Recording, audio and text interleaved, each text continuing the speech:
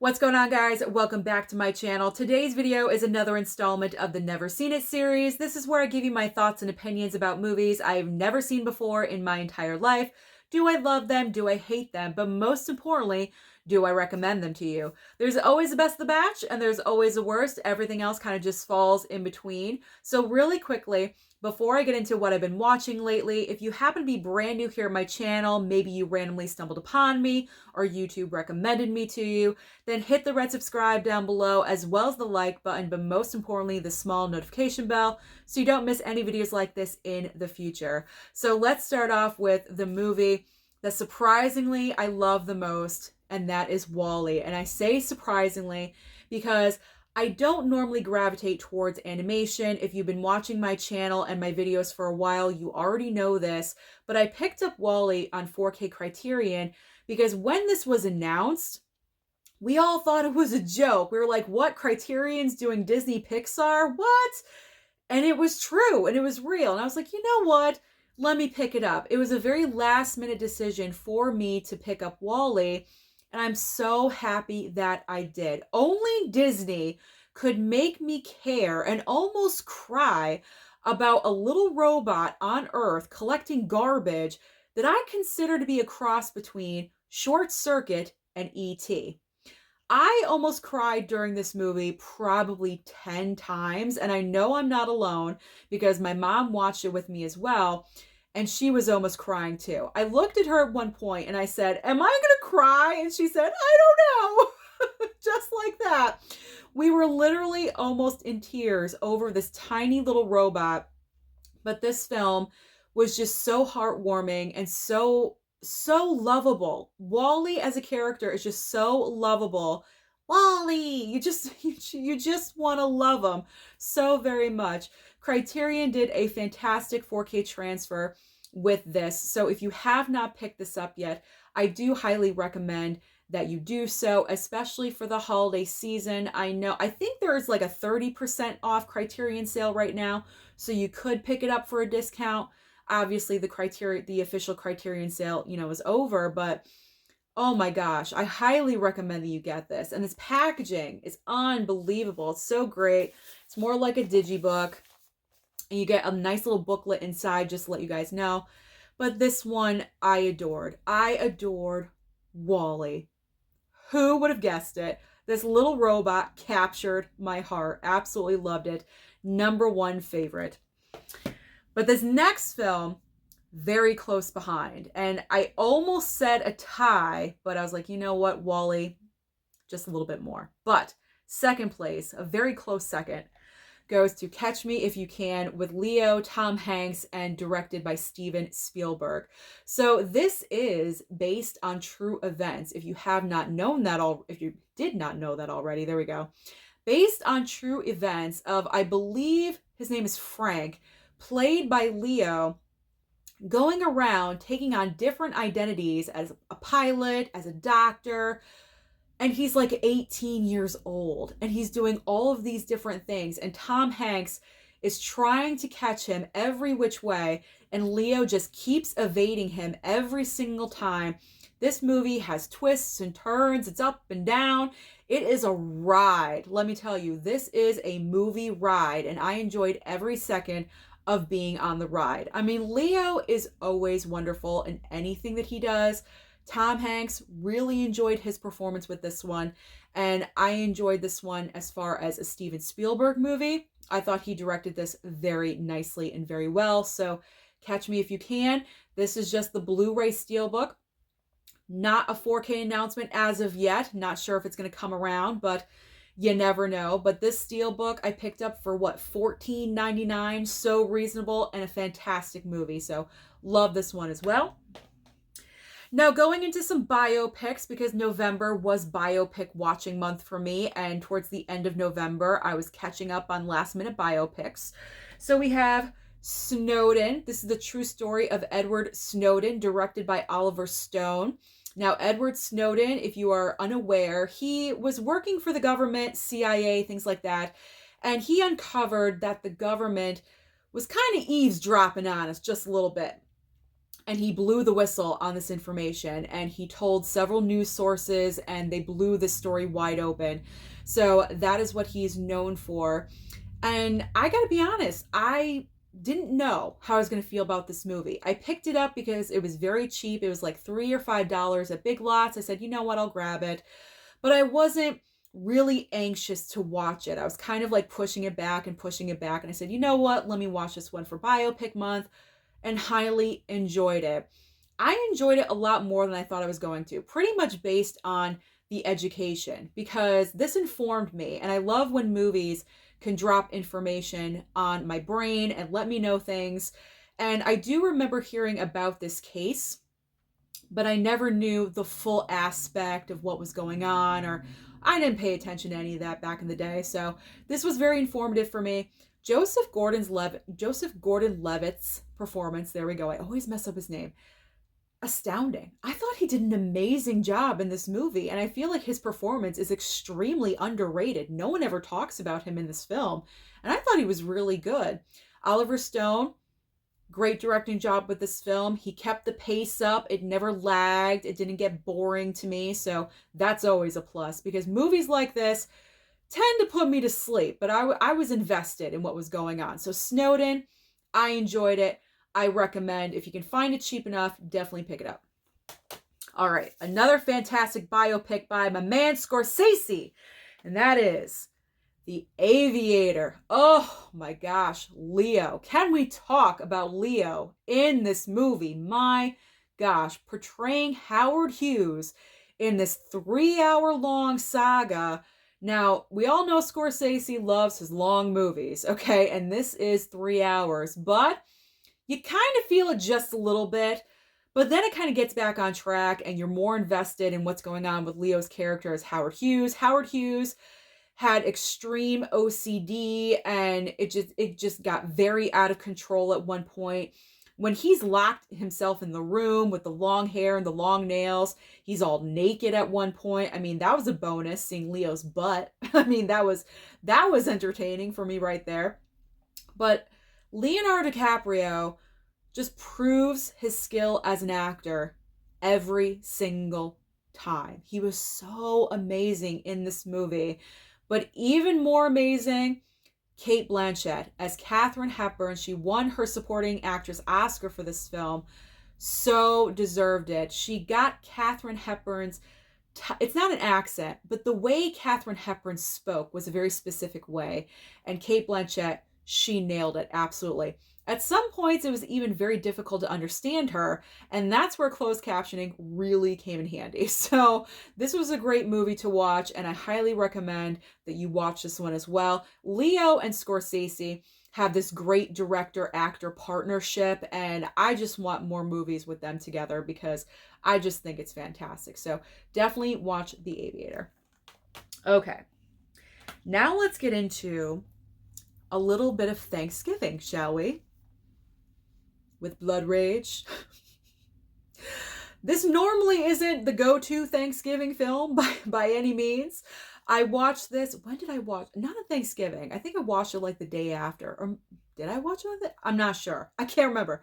But I watched it during the Thanksgiving period of that weekend. And I honestly had forgotten when I purchased this movie that it's around Thanksgiving. So I didn't even think to put this into the Thanksgiving watches for that week. And I was like, you know what? Everyone's posting about Blood Rage on Instagram. They're watching it this weekend. I think I have that. And I did. So I watched this.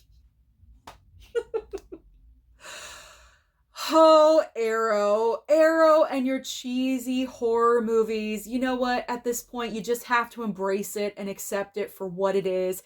It is what it is. It's a corny horror movie with twins.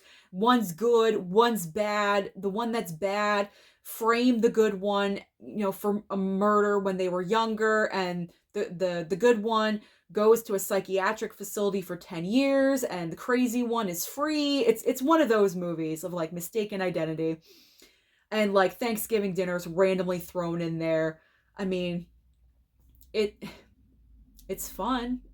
I guess it's just a ridiculous, cheesy, corny Thanksgiving horror movie. it's not the best quality. I mean, at some points I was laughing hysterically, and you're really not supposed to do that. It is unintentional. But I mean, I had a good time watching it. It's not as bad as other people. I saw other people kind of like criticizing it online. I was like, it wasn't that bad. I mean, it is what it is. You kind of have to go into it accepting what it is, and I accepted it. So there we go. I had a good time with Blood Rage. What can I say? It ain't Shakespeare, all right? It's not winning any Academy Awards, so that one you could get or bypass. If you do want to pick it up, I highly recommend wait for a sale because you don't want to pay full price for Blood Rage from Arrow. I mean, I love Arrow. I do. I love them. They provide me with a lot of unintentional comedic entertainment. That's what I should say. All right. Copycat. Ooh, I love this one. Now, I have seen this one a couple of times, but it's been a while. So if it's over about 15 to 20 years, any movie that I have seen before goes back into the never seen it pile because sometimes I'm going to feel differently about it. And this was definitely the case with Copycat. I think I enjoyed it more than I did before. I did not mean to rhyme that. That was unintentional. But Copycat is a great movie. Sigourney Weaver is kind of like this serial killer profiler, and she's very well known amongst the serial killers, if you know what I'm saying. Like, she's notorious. They know who she is. Holly Hunter is a detective, and there's a case going on, and their lives are intertwined, and so Sigourney Weaver's character has to help out with the case. It's a great movie. I think this is highly underrated. More people need to watch Copycat. And I think you can get it on blu-ray.com for $3.99. I believe it's still at $3.99. Amazing price point for this movie. So go over and pick it up. If you like movies about you don't enjoy serial killers, but if you like mystery, like whodunit, serial killer movies, in that vein, that genre of film, you're really going to love Copycat. Guaranteed. Did that come out right? I hope it did. Okay. Opposite end of the spectrum. No serial killers in this movie. Bird on a Wire with Mel and Goldie. This was fun. This one was just fun. Mel Gibson and Goldie Hawn. They play these two characters. They have history with one another. And Mel Gibson had to, I guess, fake a disappearance. So Goldie Hawn never really got over that. And they accidentally run into each other. And because of his past, they kind of have to stay with each other because there's people chasing him. Goldie Hawn's now in danger. It's kind of one of those, like not caper films, but one of those where you just got to stick together. The bad guys are chasing you, and they do. It was just fun. It was just a fun movie. Stupid, dumb fun. There's nothing to think about in this film. You shut your brain off and you just enjoy it for the hour and 45 minutes. That's pretty much all this is. It's not the most rewatchable movie. I will say that. I'm not jonesing to watch this again anytime soon because I do have a ton of other movies to watch, but I'm happy that I have it. I don't have a lot of Goldie Hawn in my collection, so it's nice to have this one. Okay. Now we're getting into more Disney and Christmas. Yes. Kind of Disney Christmas a little bit. All right, this one I watched last night for Disney. Raya and the Last Dragon on 4K. So I gotta be honest. I fell asleep. I fell asleep during this, right in the middle. But what I can say, I was enjoying it. I put it in late at night. That's why. Not because I was bored. I should watch it again, but probably not this month. I have too many other things to watch. But I enjoyed it for what I was watching. I liked the story. I enjoyed what was happening. Why is it always a parent that dies in the Disney movie or sacrifices themselves? Why does that always happen? But anyway, the dragon is voiced by Awkwafina. I thought she was a good choice for it. Maybe kind of annoying here and there, but it was all right. It was doable. It's very gorgeous to watch, especially in 4K. I wish I had more to say about it, but like I said, I fell asleep.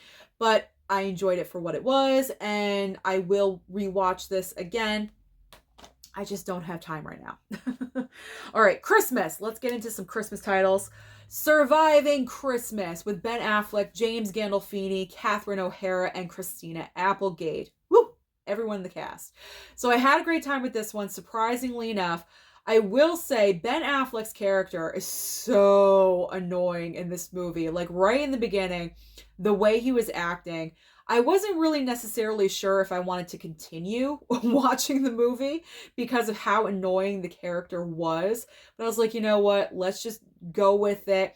Watch the movie, and it ended up being, heartwarming, and the family got used to him being there. If you don't know what this movie is about, Ben Affleck's character is a multimillionaire, but he doesn't have a family. So pretty much he rents a family. Easy enough plotline. It's kind of more complicated than that, but he rents a family. And it's just so ridiculous. And he's so very clingy. And he wants everything for Christmas. He wants all the Christmas feels and all the Christmas joy. Otherwise, they have a contract. Otherwise, the contract is null and void for the money that he's giving. It's just a ridiculous movie. But it's a lot better than I thought it was going to be. I mean, this has like a wicked bad Rotten Tomatoes score. It's like 5% or something. It's really, really bad. I didn't think it was that horrible. So I would definitely give Surviving Christmas a chance.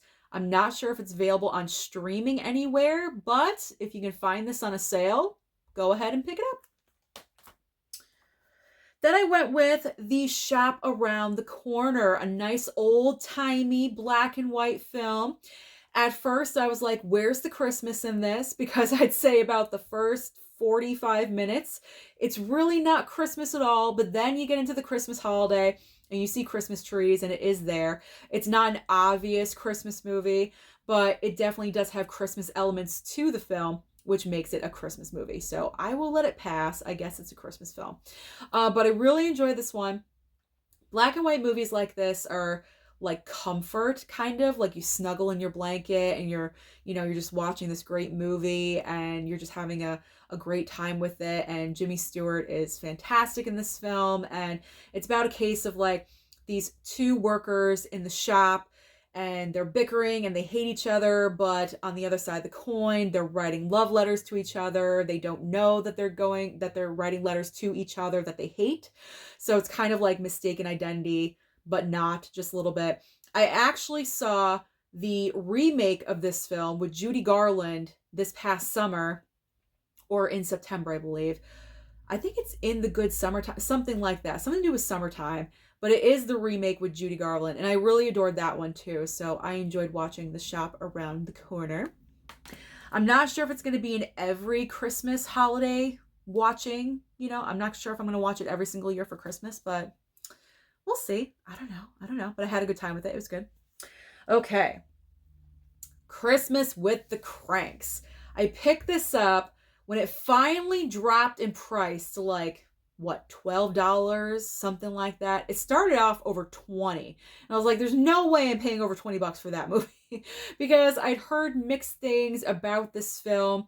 Like, this one has a really bad Rotten Tomatoes score, like 2% or something. Like, it's really horrible.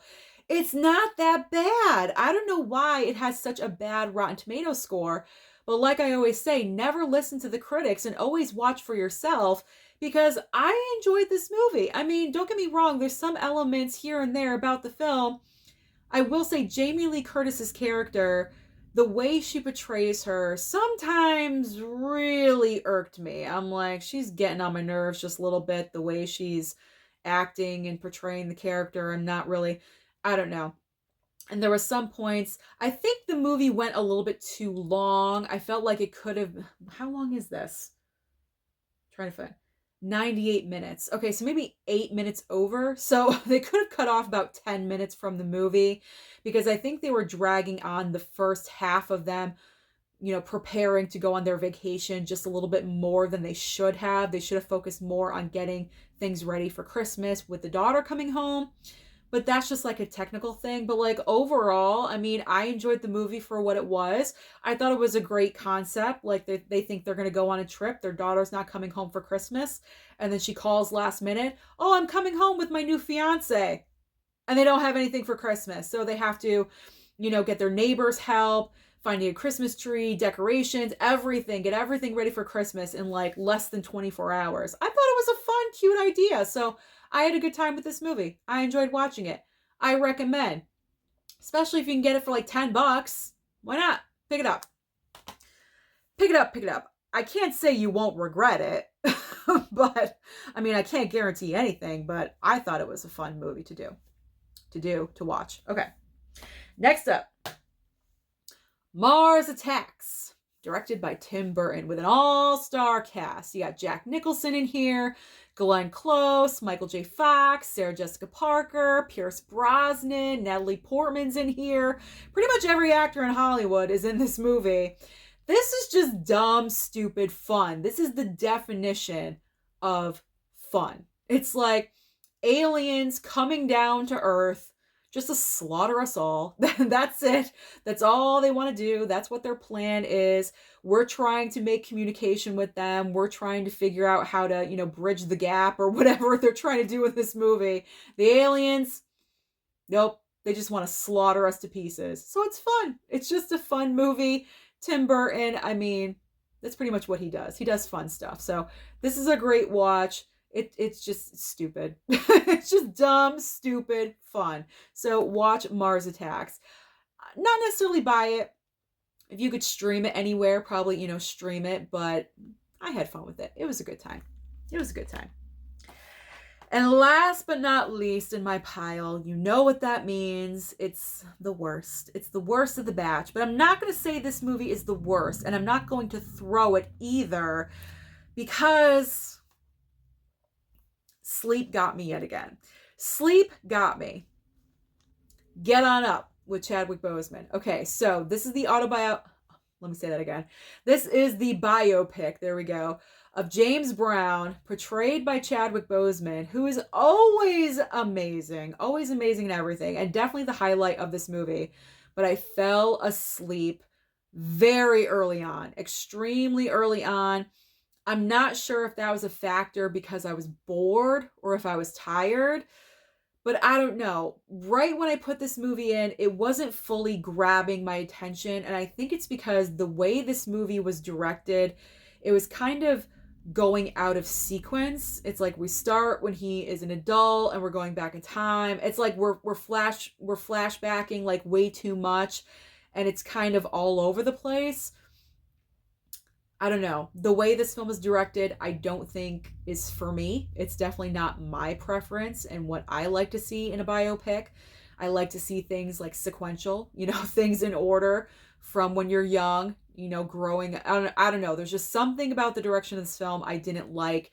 And then I fell asleep and I woke up right towards the very end and I was like, oh man, I missed like the majority of the movie. So I cannot even really talk about the film in depth because of going to sleep. But Chadwick Boseman definitely always gives 1,000%. I mean, he did to whatever his projects that he was involved with. And it's just another example of how amazing he was and what a void it is in our lives because he's not here anymore. But I will give it a second chance because obviously because of going to sleep, I got to give it a second chance. I can't just, write it off completely, but I can't say that I super enjoyed it because of how I feel about the pacing of the movie. So I'm not going to throw it because it doesn't deserve that. It's Chadwick. He doesn't deserve to be thrown. So I will just place him down heavily. So that is everything that I've been watching lately, but let me know down below, what have you been watching lately? What have you loved? What have you hated? Don't forget to like and subscribe before you leave, and I'll see you next time.